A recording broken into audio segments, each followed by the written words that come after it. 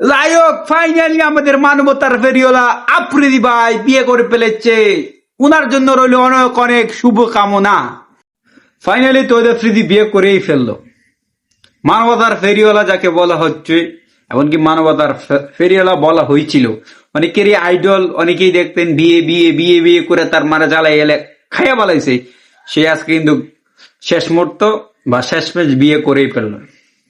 যাই হোক, কাকে বিয়ে করছে সেই বিষয়ে আমি জানি না, যদি জানি আপনাদেরকে ইনশাল্লাহ ইনফর্ম দেওয়ার চেষ্টা করব। তো তার আগে কিছু কথা বলি। অনেকেই নিয়ে অনেক ষড়যন্ত্র বলছেন উনি আওয়ামী লীগের দালাল ছিল বা ইত্যাদি ইত্যাদি। আজকে যে মানুষগুলাই বলছিল, আজ কিন্তু সেই মানুষগুলাই তাকে উইশ করতেছে, শুভকামনা জানাচ্ছে, সেটা হয়তো আপনারা অনেকেই দেখতেছেন।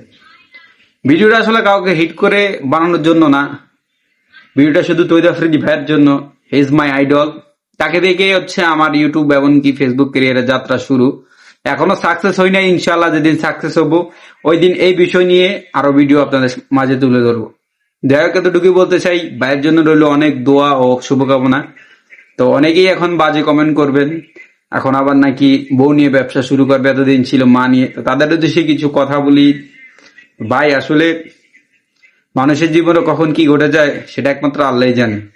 হয়তো উনি একটা মিস্টেক করেছে বা একটা ভুল করেছে, আপনাদের কাছে আইছে ক্ষমা চাচ্ছে।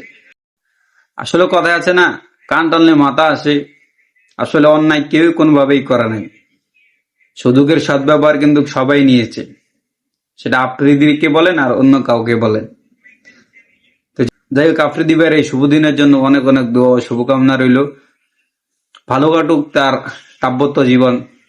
এবং সবচেয়ে বড় কথা হচ্ছে, অসংখ্য মেয়ে আজকে ব্রোকেন হার্ট, তাদের হৃদয় ভেঙে গেল আফ্রিদি ভাইয়ের এই নিউজটা পেয়ে।